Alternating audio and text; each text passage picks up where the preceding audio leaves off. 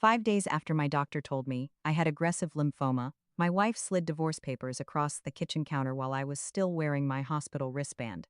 Then I opened our bank account and realized she'd already emptied it. What's strange is I barely remember the diagnosis itself. I remember stupid details instead: the smell of burnt coffee, the ticking wall clock above the stove, the sound of Karen's nails tapping the granite while she waited for me to react. It was February 2019 in Indianapolis. Cold enough that the kitchen windows fogged around the corners. I'd just gotten back from the cancer center after 3 hours of scans, paperwork, and survival statistics that sounded more like weather forecasts than human life. I walked into the kitchen hoping for comfort. Instead, I found divorce papers and my wife sitting there in a beige sweater looking mildly inconvenienced. "You already hired a lawyer?" I asked. Karen folded her hands together calmly. Too calmly. "One round of chemo could destroy us financially, Mark. 24 years of marriage, and that was her opening sentence. Not 'how are you feeling?' Not 'we'll get through this.' Just numbers." I sat down slowly because my legs suddenly felt weak for reasons that had nothing to do with cancer. "I have insurance." "You have self-employed insurance," she corrected. "Your deductible alone is ridiculous." She wasn't wrong. I owned a small plumbing company. Guys like me paid thousands every month for coverage that somehow covered nothing useful. But hearing her talk about my illness like it was a bad stock investment made me physically sick. "I'm going to fight this," I said quietly. Karen looked exhausted more than cruel. "I know," she replied. "But I'm not spending the rest of my life watching somebody slowly die." Upstairs, a floorboard creaked. My daughter Chloe thought parents never noticed when kids listened from staircases. "We always notice." Mom Chloe's voice sounded tiny. Karen didn't even lower hers. "I'm 47 years old," she snapped. "I don't want to become a widow before I actually am one." I honestly thought maybe the chemo had already started frying my brain, because nothing about the conversation felt real. Then I checked our account balance. $3,000. 3 days earlier, we'd had almost $90,000 sitting there. "What the hell is this?" Karen exhaled sharply like I was being difficult. "I moved my portion before treatment starts draining everything." "Your portion?" It was the responsible thing to do. I kept scrolling through transfers until I saw the memo line on the last withdrawal. "This should cover a few treatments." That hurt worse than the divorce papers. Not because of the money. Because apparently 24 years together ended with my wife leaving me chemo allowance money and sarcasm. Then Chloe walked downstairs wearing one of my old Michigan hoodies. Her face looked pale. "Dad's sick," she whispered. Karen stood up abruptly. "And I'm supposed to ruin my entire future because of it?" The room went completely silent after that. 3 days later, Karen moved into a luxury condo downtown with a man named Bryce. I met him once when he pulled into my driveway in a white Tesla while I was dragging trash cans to the curb. Expensive watch, designer sneakers, teeth so white they looked fake. "Sorry things got messy, man," he said casually. "You gotta protect your peace in this life. Protect your peace." Meanwhile, I had cancer cells trying to colonize my lymph nodes. Chemo started 2 weeks later. The first session lasted almost 6 hours. You notice strange things in oncology wards. Heated blankets. The silence. The way older couples hold hands without speaking much. Across from me, an elderly woman rubbed lotion onto her husband's cracked knuckles while they watched Wheel of Fortune on mute. I pretended to read a hunting magazine, because I couldn't handle sitting there alone. Chloe waited the entire time in the parking garage, because she was too young to sit inside the infusion room. When treatment finally ended, she held up 2 cups from Starbucks. "One's coffee," she said carefully. "The other's hot water because Google said chemo patients shouldn't overdo caffeine." That almost broke me. The next year became hospitals, insurance calls, nausea, and exhaustion. I forgot laundry in the washer until it smelled rotten. Burned grilled cheese sandwiches because chemo brain made me wander away from the stove. One night, I threw up halfway through making canned soup for Chloe and still sat at the kitchen table, helping her with algebra afterward. The hardest day came in August. I sold my fishing boat. Nothing fancy. Just an old base boat I'd owned since Chloe was little. Karen suddenly decided private school tuition wasn't necessary, and Chloe's senior year bill was due. After the buyer drove away towing it behind his truck, I sat alone in the garage staring at the empty space where it used to sit, and I cried so hard my ribs hurt. Not because of the boat. Because I realized my old life was officially gone. That night I fell asleep on the couch during a baseball game. Around midnight, I woke up just enough to feel someone draping a blanket over me. "Chloe, I'm not going anywhere, Dad," she whispered. For the first time in months, I slept through the night. The next few years weren't inspirational movie scenes. They were paperwork, bills, fatigue, panic every time I had another scan scheduled. By 2021, the tumors were gone, but recovery didn't feel victorious. My hands tingled from nerve damage. My energy disappeared halfway through workdays. Still, the plumbing business survived because broken pipes don't care if you have lymphoma. One July afternoon, I nearly passed out replacing a water heater in 90-degree heat. The homeowner handed me a Gatorade and asked if I was okay. Just old, I lied. I was 49. Chloe carried more than she realized. Every scan day, she'd show up with coffee and powdered donuts because she claimed doctors couldn't give bad news while people were eating pastries. That became our superstition. After one clean scan, she raised her coffee cup and said, "Congratulations, you're still annoyingly alive." I laughed so hard I nearly spilled everything. There were ugly moments too. The steroids messed with my temper sometimes. One evening, Chloe forgot to text that the debate practice ran late, and I snapped the second she walked through the door. "You can't disappear for hours without answering your phone." She froze. "My phone died," she said quietly. Instant regret hit me. I sat at the kitchen table, rubbing my face with both hands. "I'm sorry." She hugged me anyway. That somehow made me feel worse.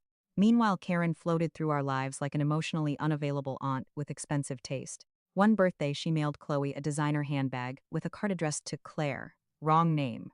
Another year, she sent a $200 coffee gift card, even though Chloe barely drank coffee. No visits, no calls, just guilt wrapped in expensive packaging. Bryce made everything worse. That man talked like a motivational podcast. Successful people think differently. Energy attracts wealth. Losers stay emotional. Meanwhile, debt collectors literally called Karen during one of Chloe's birthday dinners because Bryce had maxed out another investment property. At one point, he started posting fake business advice videos online beside luxury cars he clearly didn't own. The internet roasted him alive. My favorite comment read, "Brother, that's a rental Maserati." Even Chloe laughed at that one. Then Purdue happened. The acceptance letter arrived during a thunderstorm. Engineering program. Full admission. Chloe opened the envelope in the kitchen while frozen pizzas cooked in the oven. The second she started crying, I knew. "Oh my God," she kept repeating. That night after she went upstairs, I sat alone holding the acceptance letter like it was made of gold. Because there were moments during chemo when I honestly didn't think I'd live long enough to see her graduate high school. A week later, Karen suddenly video called. First time in years. She looked different. More cosmetic work. More expensive everything. Bryce wandered through the background, drinking something green out of a blender bottle. "I think it's time we become a family again," Karen said brightly. Nobody answered. Then came the real reason for the call. "I can help with Purdue," she added. "Tuition, housing, whatever she needs." Bryce leaned into frame smiling. Successful kids deserve rewards. Chloe's expression flattened completely. After the call ended, she sat quietly spinning her phone on the table. Finally, she asked me, "Do you think money fixes what people break?" I wanted to say yes. Life would have been easier if it did. Instead, I told her the truth. No, it just helps people feel less guilty. Graduation arrived 2 months later. I got there ridiculously early, carrying coffees and sausage biscuits, because Chloe always lost her appetite before important events. Seeing your kid in a graduation gown does something to your brain. 1 second, you're thinking about parking validation. The next, you're remembering teaching them how to ride a bike. Then Karen and Bryce arrived. You could smell Bryce's cologne before you saw him. Karen wore a white designer suit and oversized sunglasses indoors. Bryce walked beside her live streaming everything on his phone. "Big day," he announced to nobody. Chloe's shoulders tightened immediately. Bryce kept filming while Karen hugged Chloe dramatically for an audience that didn't care. Then Bryce revealed the surprise parked outside. A bright red Corvette with a giant white bow stretched across the hood. People actually stopped walking to stare. "Only the best for our girl," Bryce announced proudly. I suddenly became very aware of my old SUV parked 3 rows over with rust around the wheel wells. Part of me honestly wanted Chloe to accept the car. Purdue wasn't cheap, I was tired. But then Karen leaned closer to Chloe and quietly said something that changed everything. "You don't want your whole life looking like your father's." My stomach dropped. Not because it hurt, because she said it to our daughter while I was standing right there. For the first time all morning, Chloe looked genuinely angry. Cold angry, the dangerous kind. Bryce handed her the keys proudly. "Go take a look inside." Chloe took them slowly, and suddenly I got nervous because I recognized that expression. My daughter didn't explode often, but when she finally hit her limit, God help whoever was standing nearby. After the ceremony, families flooded the parking lot taking pictures. Bryce positioned Chloe beside the Corvette while live streaming. "Hard work pays off," he announced dramatically. Then Chloe cleared her throat. "Can I say something first? Big mistake." She turned away from the car and faced the small crowd instead. "Thank you for the gift," she said carefully. "But I can't accept it." Everything went quiet. "You left when Dad started chemo," she continued. Harrison's smile vanished instantly. He was throwing up at 2 in the morning and still getting up to take me to school. People nearby stopped walking. He sold his fishing boat so I could stay in school. I looked down because I didn't even know she remembered that. Karen stepped closer, furious now. "You're embarrassing me." Chloe stared at her calmly. I was embarrassed a long time ago. Absolute silence. Then she held up the Corvette keys. This car is beautiful, she said. But it can't buy back 4 years. Trace awkwardly laughed. Come on, kid, it's just a car. Exactly, Chloe replied. Which makes it weird you thought it could replace being parents. Several people nearby actually muttered, damn, under their breath. Bryce reached for the keys. And then karma itself intervened. He fumbled them straight into a storm drain. Clink. The sound echoed like a gunshot. Bryce dropped to his knees in an expensive suit, trying to shove his arm through the grate, while half the parking lot burst into laughter. The live stream was still running. One teenager whispered, Bro just lost a Corvette on live. Karen turned toward me furious. This is your fault. You poisoned her against me. And after years of swallowing anger, something inside me finally settled. Not snapped. Settled. I looked directly at her. No, I said quietly. I just stopped lying for you. That hit harder than yelling ever could have. Karen opened her mouth. Nothing came out. Chloe walked over beside me and took my hand. Let's go home, Dad. So we left. Behind us, Bryce was still kneeling beside the storm drain, sweating through designer clothes, while strangers filmed him. And for the first time in years, I didn't feel embarrassed driving that old SUV. 3 days later, life returned to normal. Laundry, dorm paperwork, Costco runs. The graduation video spread around online faster than I expected. One customer opened his front door laughing and asked, Aren't you Corvette girl's dad? I nearly turned around and left. By August, it was time to move Chloe into Purdue. The night before we left, she covered the house with sticky notes. Take your meds. Use real coffee filters this time.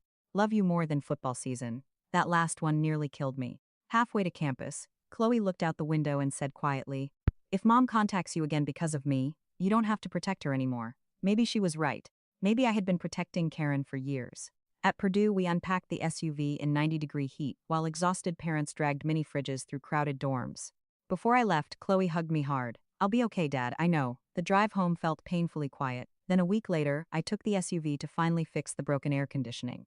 The mechanic checked his computer and frowned. You already paid. I what? He turned the monitor toward me. Paid in full. Customer note. Make sure the AC works perfectly. He refuses to spend money on himself. Your daughter? The mechanic asked. I couldn't answer. When I picked up the SUV, cold air blasted from the vents immediately. I sat there in the parking lot, letting it hit my face longer than any normal person should.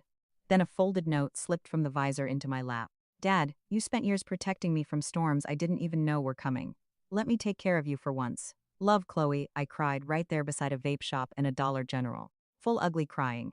Cancer took a lot from me, my health for a while, my marriage permanently.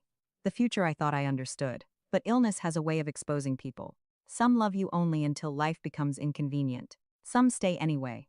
And if you still have somebody who stayed beside you during the worst years of your life, make sure they know what that meant.